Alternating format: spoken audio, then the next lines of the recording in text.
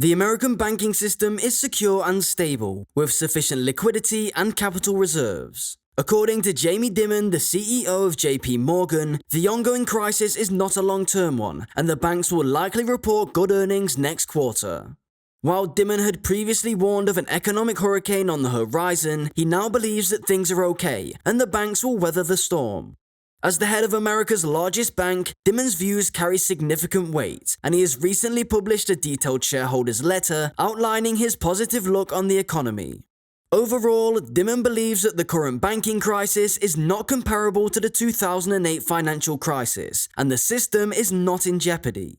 According to Jamie Dimon, the banking crisis is limited to only a few banks that have experienced problems with their risk management. However, he believes that these issues will eventually be resolved and people should take a deep breath as the banks are expected to report good earnings in the coming weeks.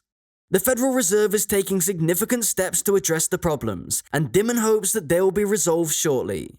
Silicon Valley Bank is an example of a bank that got caught out due to its concentrated client base and lack of hedging on long-term government bonds, resulting in trouble when those clients wanted out at the same time.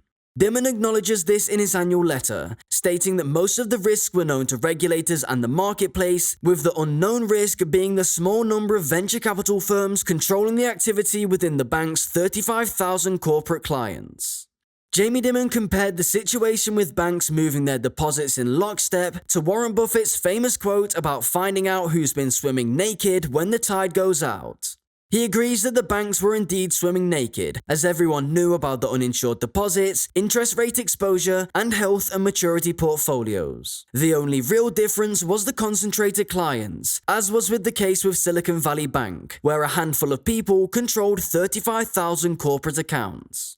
When these clients withdrew their deposits in a short period, the bank did not have enough cash on hand to meet the withdrawals, resulting in the bank's collapse. However, Dimon believes that the big US banks are safe, and the issue is limited to a few regional banks that have problems with their risk management. The critical US banks are in a significantly different situation. They have a diverse customer base, better hedged bond portfolios compared to SVB, and are well capitalized. Furthermore, they appear to have the full support of the Federal Reserve. Dimon believes that while SVB management failed to control risk, the level of mismanagement is not prevalent throughout the entire financial system. However, the question remains, will more banks fail? Jamie Dimon does not know, but if they are, he believes that they will be resolved, and it will likely be the last of them. He notes that during the 2008 crisis, hundreds of financial institutions around the world had far too much leverage, which is not the case now. There are no significant problems in mortgage markets, and this crisis is nothing like the 2008 crisis. Therefore, the American public should not be concerned that this is another 2008-style bank crisis. Jamie's annual letter emphasizes the need to look at what went wrong and fix it in the light of day. According to Jamie Dimon, the recent events are significantly different from the 2008 financial crisis, which mainly impacted regional banks. In 2008, the trigger was a recognition that $1 trillion worth of consumer mortgages were about to default, and the financial system had enormous leverage. As a result, many major investment firms, Fannie Mae and Freddie Mac, nearly all savings and loan institutions, off-sheet balance vehicles, AIG, and banks around the world failed.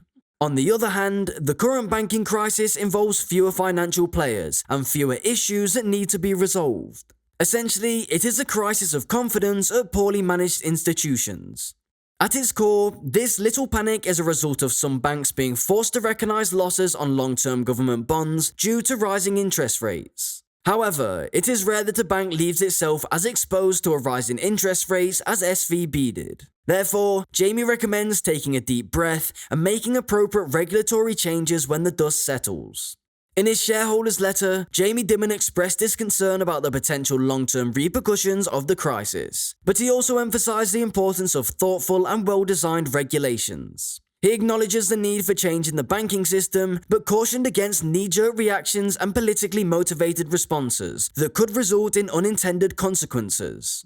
Rather than advocating for no regulations, he urged regulators to consider a mix of regulations that would keep America's banking system strong and safe, including capital and leverage ratios, liquidity requirements, resolution rules, deposit insurance, stress testing, and tailored requirements for shadow banks. Jamie also believes that it's important to have a system where banks can fail safely without causing a domino effect throughout the whole banking system and economy. He suggested that changing a few things and monitoring the system more closely could get us closer to achieving that goal.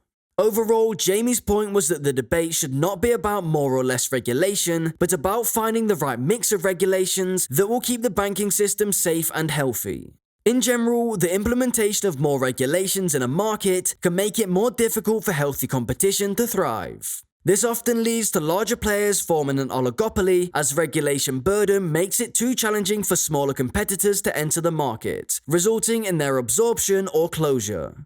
This was recently discussed by Hamish on the Young Investors podcast, and Jamie Dimon offers an interesting perspective on this issue. Please share your thoughts in the comments below. If you enjoyed the video, please leave a like and subscribe for more. Thank you for watching, and I look forward to seeing you in the next video.